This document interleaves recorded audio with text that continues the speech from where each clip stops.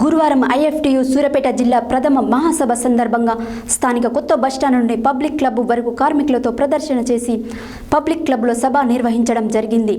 కార్మికోద్యమంలో అసువులు బాసిన అమరవీరుల త్యాగాల ఐఎఫ్టియు జెండాను జిల్లా అధ్యక్షులు వేర్పుల లక్ష్మయ్య ఎగరవేశారు.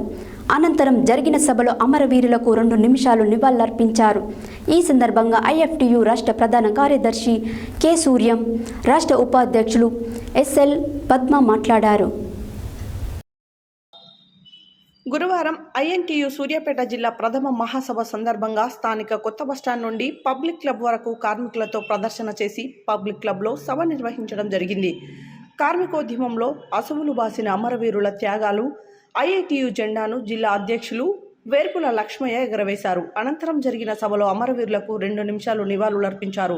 ఐఎఫ్టియు జిల్లా అధ్యక్షులు వేర్పుల లక్ష్మయ్య అధ్యక్షతన జరిగిన మహాసభలో సిపిఎం ఎంఎల్ మాస్ లైన్ జిల్లా ప్రధాన కార్యదర్శి కొత్తపల్లి శివకుమార్ ప్రారంభోపన్యాసం చేయగా, ముఖ్య వక్తగా ఐఎన్టీయు రాష్ట్ర ప్రధాన కార్యదర్శి కె సూర్యం, రాష్ట్ర ఉపాధ్యక్షులు ఎస్ఎల్ పద్మ పాల్గొని మాట్లాడుతూ కార్మిక హక్కులను కాపాడాలని, కార్మికులకు చట్టబద్ధత తీసుకొచ్చి కనీస వేతనం 26,000 ఇవ్వాలని అన్నారు. కార్మికులు శ్రమ దోపిడీకి గురవుతున్నారని, దోపిడీ నుంచి విముక్తి కలిగించాలని కోరారు.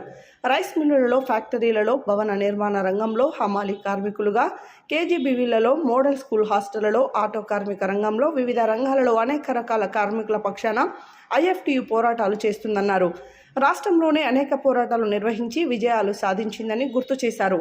ఈ సభలో రిటైర్డ్ ఎంఆర్ఓ, న్యాయవాది Lingampalli Bhadraiah, CPM ML mass line జిల్లా నాయకులు కారింగుల వెంకన్న, పీడీఎస్యు రాష్ట్ర కార్యదర్శి ఎర్ర అనిల్ కుమార్, ఐఎఫ్టియు జిల్లా సహాయ కార్యదర్శి కాసర్ల దుర్గయ్య, ఆటో యూనియన్ జిల్లా కన్వీనర్ వీరబాబు మాట్లాడారు. ఈ కార్యక్రమంలో అఖిల భారత వ్యవసాయ కార్మిక సంఘం జిల్లా కార్యదర్శి పేర్ల నాగయ్య, పల్లయ్య, అరుణోదయ జిల్లా కన్వీనర్ గుడ్డలి నర్సయ్య, వీరబోయిన రమేష్, ఎస్కే సయ్యద్, చిత్తలూరు లింగయ్య, వాజిద్, రేణుక, జయమ్మ, మంగమ్మ, కర్ణాకర్, అంజయ్య తదితరులు పాల్గొన్నారు.